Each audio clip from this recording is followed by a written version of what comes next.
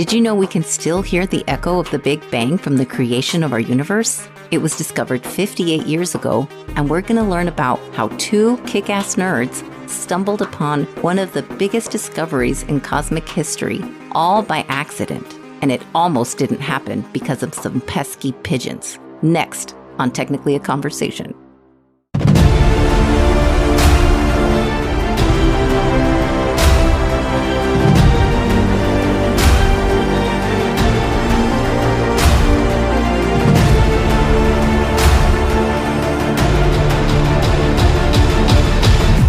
Greetings, super friends. Welcome to another episode of Technically a Conversation. Here, we like to share an interesting topic with each other, which we've recently learned, and hope you find it interesting too. I'm one half of your hosts, Isela. Joining me, as always, is Better Than a Geek Squad, Jose. How are you? I'm doing great. How about yourself? Good. Especially now that you fixed all my technical issues. Yeah, I want to apologize, I guess after the fact, for the last episode, the DB Cooper episode. Sorry about the sound quality. We're having a lot of technical issues, but looks like everything is working fine now. So sorry if the sound quality was not up to what you all have come to expect from Technically a Conversation. Yes. My apologies, because it was all on my side. So I apologize about that. That's okay. I mean, after you paid me the $200 and I went and fixed your computer, everything is all good now. I do owe you that much, practically. No, you don't owe me anything. Lunch for the rest of the year. So, brief reminder, we still have that great opportunity to win your very own super sissy Technically a Conversation t-shirt. Tell them what they got to do, Jose. It's super easy. Just leave us a review, send us a screenshot to one of our socials. We're at Greetings TAC everywhere. Once you do, we'll read it on the show and we'll do a drawing to give the winner a sexy Technically a Conversation t-shirt. So check out technicallyaconversation.com or the show notes for all the deets. Great. Quick shout outs. Thank you to the Queens, Elena and Erica, the Duke, Stephen B, Cover Your Eyes Podcast, Adriana, Cesar. Special shout out to Noel. Thank you for getting us 3 new super friends. We definitely owe you. Thank you so much. Woohoo! Oh, you know what that deserves? Yes! I'm so excited about that. I always forget to do it. I love it. We're going to kick it off with a question, as we normally do. Do you remember an instance where you had, let's say, a happy accident? And not like, like an accident where you went to the bathroom, but like a happy accident. I can give you some time to contemplate your answer and then share an example of what I mean. And then you can tell me. Or if you already know off the bat, quick draw McGraw, then you can share. Nothing's quick draw McGraw when it comes to me. It's okay. It's okay. I'll share an example of what I mean. Dr. Alexander Fleming came back from vacation or back from holiday, right? As they would say over there in the UK. He noticed that his petri dish that had staph bacteria was growing mold. And where it was contained, it was actually containing that staph bacteria. Bada bing, bada boom. Bon Jovi. We got penicillin. Oh. We got penicillin, which of course helps with pneumonia, syphilis, gonorrhea. So for those of you who have moves like Jagger, those last 2 might be super beneficial to you. Did you know that he told his biographer that he slept with over 4,000 women? Mick Jagger or the Maroon 5 guy? Mick Jagger. Well, way to go, I guess. All I'm saying is you don't pull in high numbers like that and not know what penicillin is. That's hard to believe anyway. Yeah, maybe that's why he's constantly moving. Yeah, this is true. I like how comfortable I am talking about Mick Jagger also, because I'm pretty sure he's not going to hear this. And not because we're small potatoes. We're not like small papas over here, but more so because he's probably hard of hearing by now. That and he probably doesn't know what a podcast is. This poor dude, right? So, did you have some time to think about it? I can't think of anything like that has happened. Oh, sad trombone. Okay. I don't live a very interesting life, sadly. That's funny. Usually all my accidents are planned. Oh, well, that's good too, I guess. I don't know how that happens. All right. If you think of something, we can circle back. Okay. Today, we're going to learn about a very happy accident when a couple of cool-ass nerds stumbled upon the echo of the Big Bang, which is one of the most exciting discoveries of the universe. I was hoping that was going to sound more Skeletor, He-Man type of thing. I guess it didn't work. Sorry. Jokes aside, though, we definitely know that it was a very huge discovery. Do you know how I can tell? Because we still talk about it? This is true. And they ended up winning the Nobel Prize in physics 14 years later. Oh. Yeah, it's pretty big. That is like the Big Bang. It is. Yes, exactly. So just to set the foundation, I'm going to briefly explain the Big Bang Theory, but the Cliff Notes edition, if you will. And if you got that joke, you're over 40. Congratulations. Back in 1915, general theory of relativity explained gravity, in very basic terms anyway, was that space and time was more of a fabric that could be stretched and warped or maybe even dented. So imagine more like the fabric of spandex, right? When Einstein did the math, he saw that the universe is expanding, but for some reason, he dismissed his own theory and for some reason thought, rubbish, we shall never speak of this again. But he never really brought this up. He just dismissed it. But along comes Edwin Hubble, who discovers that all the galaxies in space are moving away from us. Moreover, what's even wackier is the further away the galaxies are, the faster they're zooming away from us. Since the universe is expanding, it's logical to imagine us rewinding back the tapes, if you will, almost as if we were watching the atom bomb explode, but in reverse. The universe would have started with a single point, also known as a singularity, just before it started to expand, or as the expansion was taking place is what we're going to be talking about. It wasn't actually a bang, so the name is a misnomer. Isn't that wild? Did you know that? I want to say I did, but continue. Okay. Okay.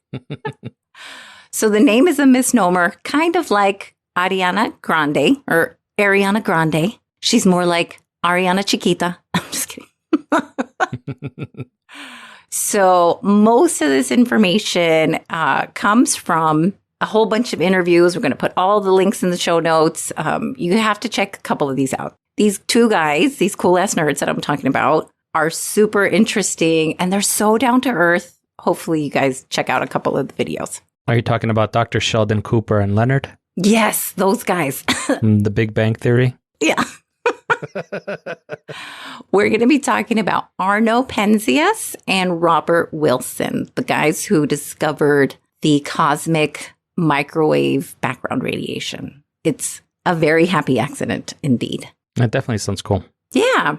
It was during this big expansion that I was talking about when all the heat and the light is basically what the gentleman found, all the heat and the light. The story is really cool, like I said, because they won the Nobel Prize. And as I'm going to mention later, they didn't even really realize how big what they kind of stumbled upon, which is even more crazy to me. A 30-year-old Arno Penzias and his colleague Robert Wilson, who was 27 at the time, worked in Holmdel, New Jersey at Bell Labs, specifically to work with the horn antenna. Small interesting tidbits. Arno Penzias was born in Germany. However, his family immigrated to the U.S. and lived in New York City. He studied at City College and did his doctoral in Columbia University. And interestingly, Arno took a temporary job with Bell Labs at the advice of one of the higher up people, I guess like a mentor or something.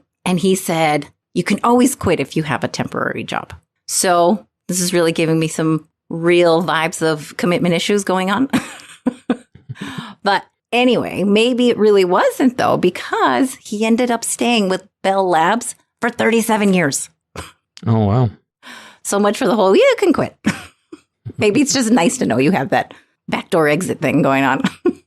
I think it makes you more willing to take more risks, too. I agree with that. I think it's a little comforting, I guess, right? Mm-hmm.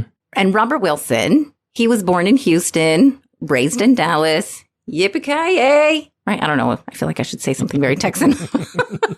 Robert did his undergrad in Rice University, his doctorate at Caltech, And let's talk about for a really quick moment what the horn antenna looks like. So it doesn't look like a regular, like a dish, like a telescope dish that one would think of, right? Like a concave thing. It's really weird. It's like 6 meters wide. We're going to put a picture in the show notes, but just know it's kind of a freaky thing, especially because on the other side, it has like a full-on room, a little tiny room where all the instruments were housed. So it was weird, and you can tell they got cozy in there. And not in any other way other than just proximity-wise. No spooning? No, I don't think there was any spooning. This antenna was made as a solution, actually, to track satellites. One in particular, the echo balloon. A signal wave comes from Earth, and then it would hit the spherical balloon, which is the echo balloon, and then it would bounce that everywhere down below to return a signal. But that signal happened to be very weak. This is why Bell Labs created the horn antenna, because it was a reflector, and it would strengthen the signal. So one quick example, the horn antenna was used during Eisenhower's presidency. He had, I guess, called into JPL, the Jet Propulsion Lab. And from there, it was received at the horn antenna, and then it was broadcast on landlines all over the world. Isn't that kind of interesting? The way things worked back then? That's pretty cool.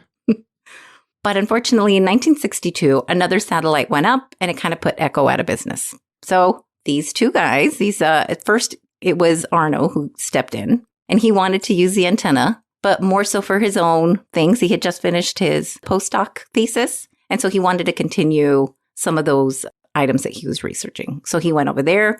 He particularly liked that it was small, and it had some really good qualities that would basically zoom in to one small part of the sky, and you can really measure the luminosity independent of all the other spots of the sky. About a year later, that's when Robert Wilson came to join him, and they started working on that project together. But before they started working, they had to test and calibrate the instruments. The issue really here was that no matter what they did, their instruments were not setting to 0. What they kept saying was they kept seeing 3 degrees they couldn't account for. 3 degrees, 3 degrees. It was all over all these interviews that I was watching and like all these things that I was reading about.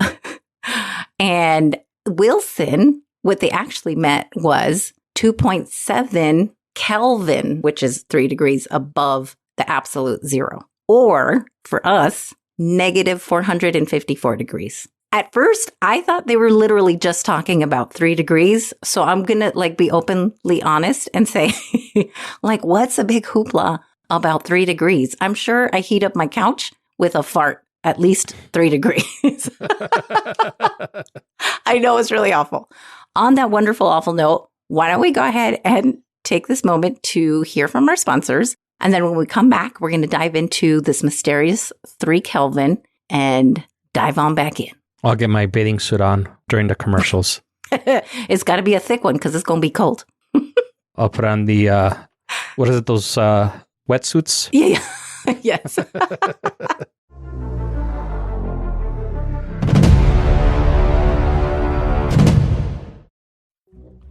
Hi, this is Dakota, host of ContraZoom Pod, where we go back and forth about film. I am obsessed with movies. I could talk about them all day, and if you're like me, then you'll love my podcast. Every week we take a new topic, whether it's ranking a director's filmography, covering major film festivals, or getting way into Oscar season. While every week is different, we do have some recurring topics, like our Make Remake series looking at an original film and its remake, or our very popular A History Of program, taking an in-depth look looking at some of the biggest companies involved in film, including Criterion, A24, and Neon. It isn't all super serious topics, though, as we always need to play catch-up with all the hottest Marvel Cinematic Universe news and general pop culture goings-on.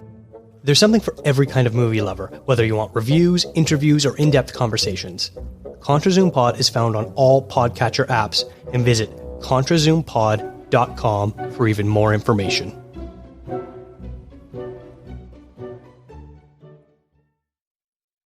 Oh, hey there. I'm Holly. And I'm Sarah, and we're the hosts of Cover Your Eyes podcast. We revisit the 80s and 90s movies of our childhoods and wonder, why the hell were we allowed to watch this? Is it too late now? Is the damage done? Join us and find out as we laugh our way through the trauma and take a lighthearted look at how these movies shaped our views on society, relationships, and sex. Open your minds and cover your eyes. Every Tuesday, wherever you listen to podcasts.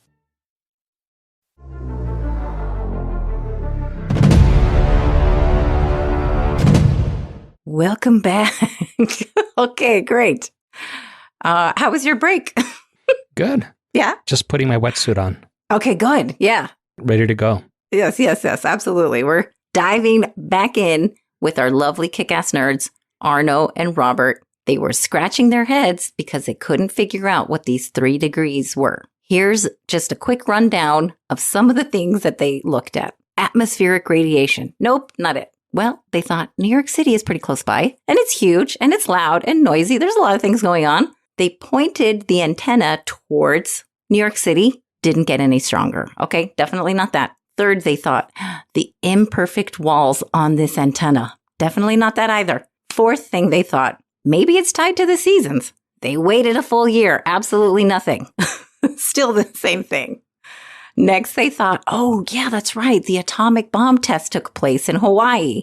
Surely those microwave radiations or whatever, the nuclear stuff, is probably interfering. So they waited again, also more time. Still the same static of the 3 degrees Kelvin that they kept seeing on their instruments and hearing. Moving on down the process of elimination, they had a very natural thought. They said, finally, let's go look inside the antenna. And what do they find? That they're actually sharing this antenna with a bunch of homeless people. I'm just kidding. No, they were sharing the antenna with a bunch of pigeons. Isn't that what happened in Contact? I want to say that happened in that movie, no? Was it like birds or something? I remember the movie, but I don't remember. I need to watch it again because it's a freaking great movie. Yeah, I haven't seen it since the 90s either, so. That's pretty rough. I only have 30 years there. Anyway, so what they ended up doing about these poor little pigeons, they were like, oh, no. And I know, Jose, that you're a really big fan of birds. So you wouldn't be surprised that I tell you they found the antenna covered in pigeon poops. But this is the hard cards that they were dealt. That's the thing that I love the most about birds, is their poop. I know. I'm being very facetious. I'm just kidding. Once they discovered the pigeons and the pigeon poop, Arno and Robert, they shipped off all the pigeons to the company's nearest location, which was Whippany, New Jersey. And they got a broom and water, and they started cleaning off all the poo. I imagine this is definitely not what they had in mind when they were studying cosmic radiation at their Ivy League universities, right? And funny side note, the pigeons kept returning. So, I mean, of course, right? Isn't that like their whole thing? Like the pigeon honing, like they kind of keep returning? Like I thought they had their own little GPS. Yeah, it's a very annoying quality of pigeons. Exactly. This is exactly what I kept thinking is like, well, of course they're going to return. But then I was like, well, how did they get rid of them? You know, it was like, I don't know. That's what it's like to be in my head. Just an abundance of questions.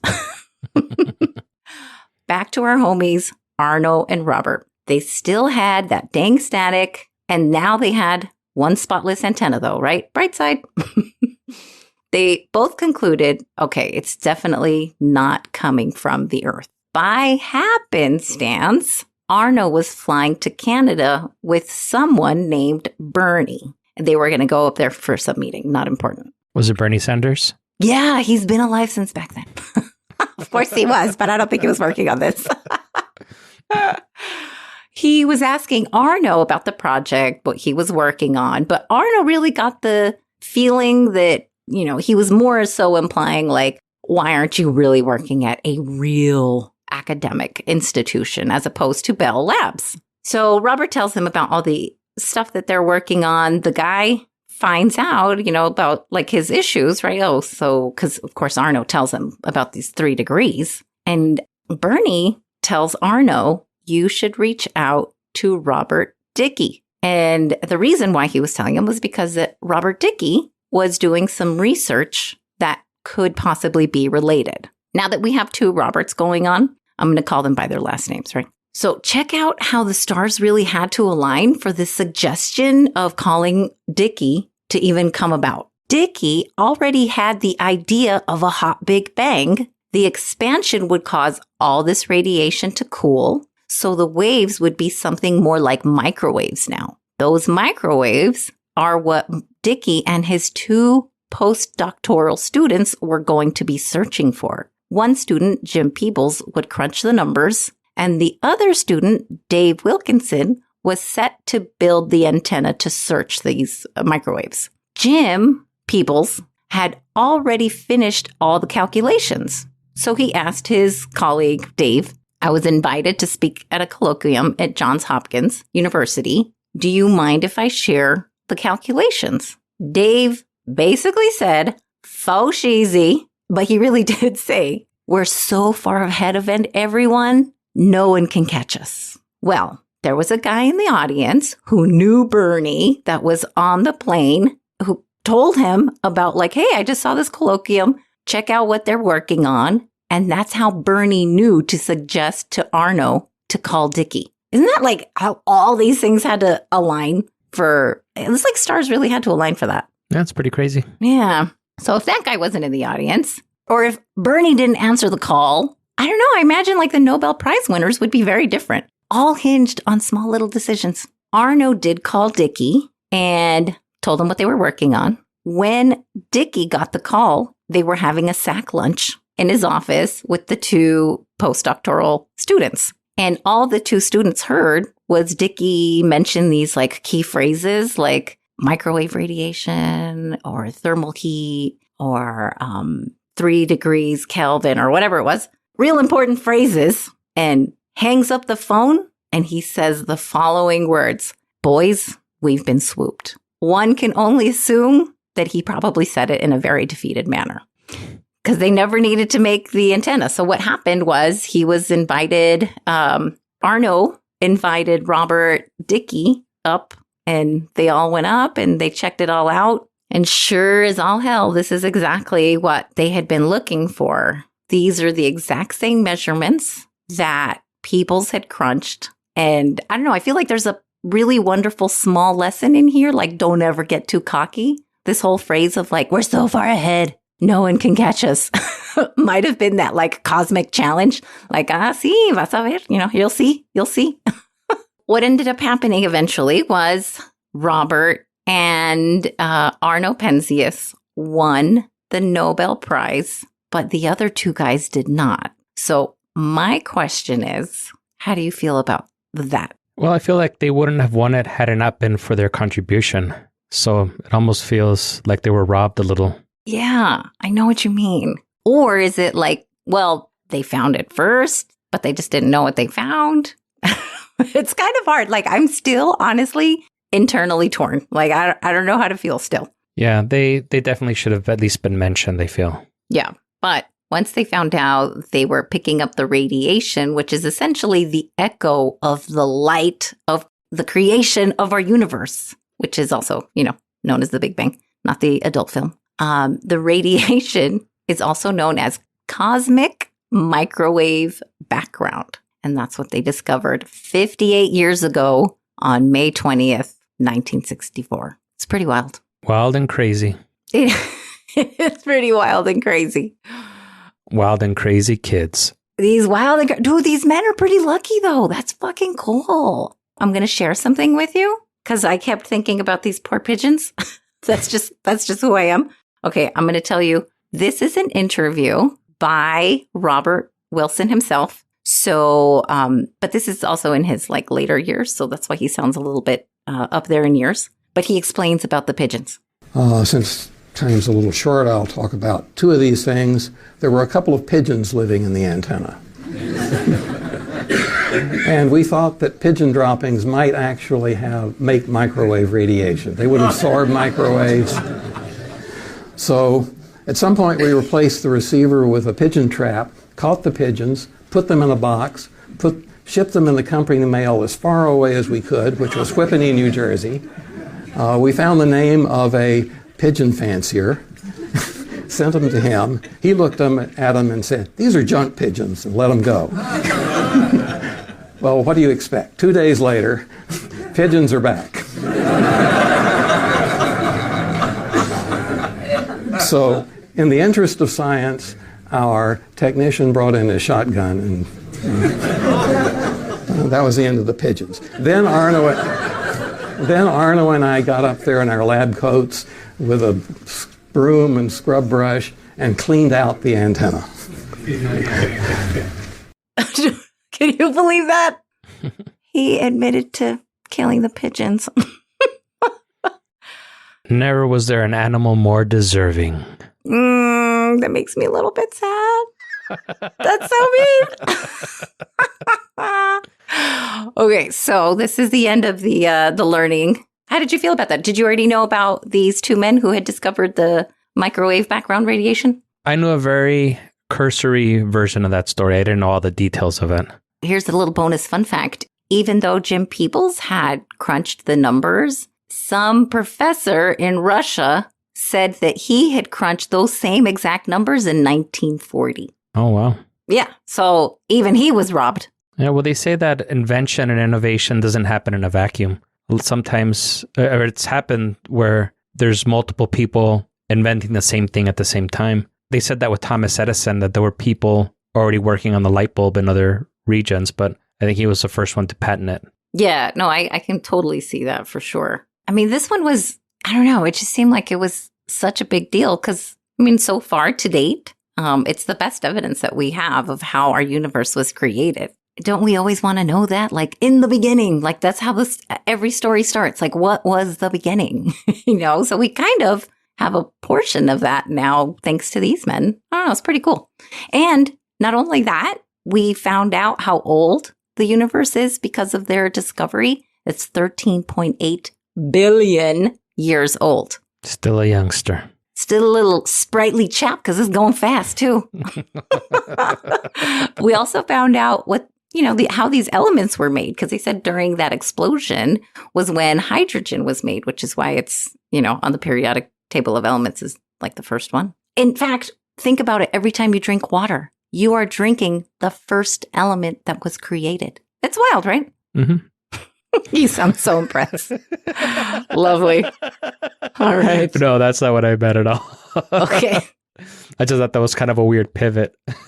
About the elements? I mean, it's not a pivot. It's basically what their discovery allowed us to find out those early elements. And the earliest element was hydrogen, which is what we drink every day, or hopefully you drink every day. I got some right here. Holding one of the earliest elements of the universe. I think people take that for granted.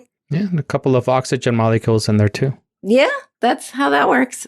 So you had some fantastic feedback, which you would like to share. I do, as a matter of fact. Wonderful. The first bit of feedback that we got here was from our favorite podcast, Cover Your Eyes podcast. They were writing in reference to the Zodiac Killer episode.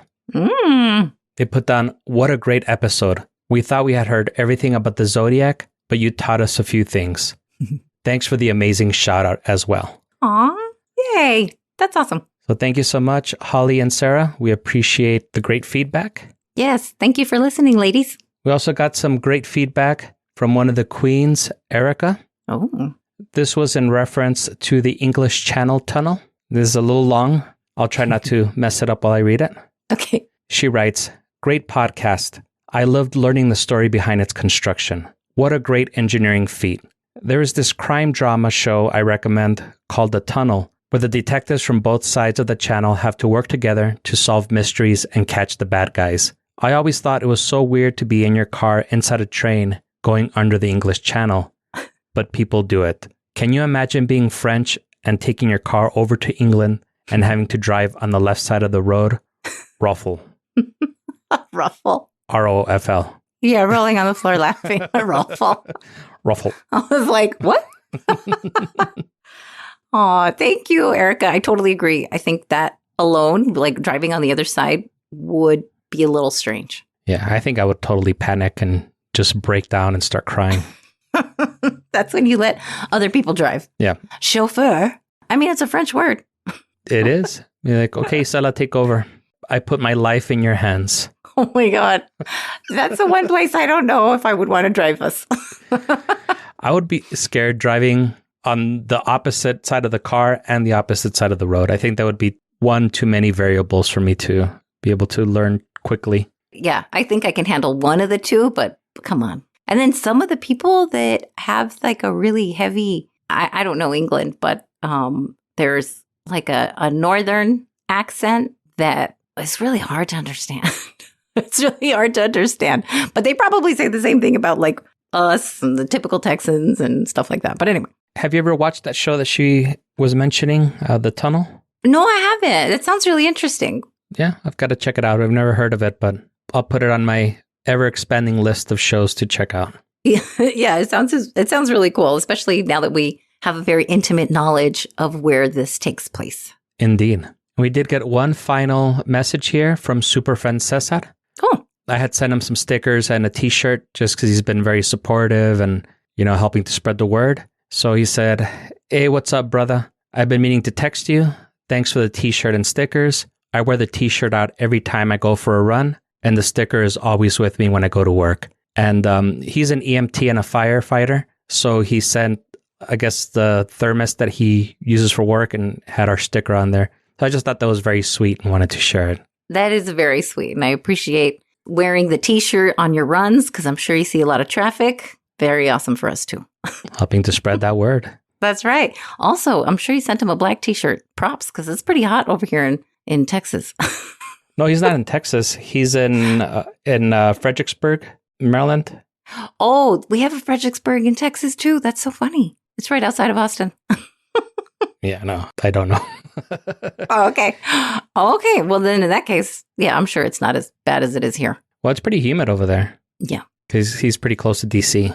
Got it. So it's swamp ass central, I'm guessing. Especially in the summer. Yeah. I think of Houston when it's all swamp ass. Ugh, super muggy. Houston is probably the worst, I think. Because it's hot and it's humid. I know. That's a bad combo. It gets me in a bad mood, to be perfectly honest. I'm already in a bad mood most of the time, so you can just imagine me. Yeah, you were not even moved about this. You were like, whatever about this episode. I was not like that at all. Lies, Isela. Lies. I'm just kidding. On that lovely note, congratulations, lovelies. You've done it again, folks. You've learned along with us. Today really propelled us closer to, I won't use the word nerd status, but I will use the word intellectual badass status. We hope you've been entertained by our chat and invite you to join us again next week. If you're enjoying the show, please leave us a review, tell a friend, subscribe wherever you're listening to this podcast. Follow us on Facebook, Instagram, TikTok, Twitter at Greetings TAC.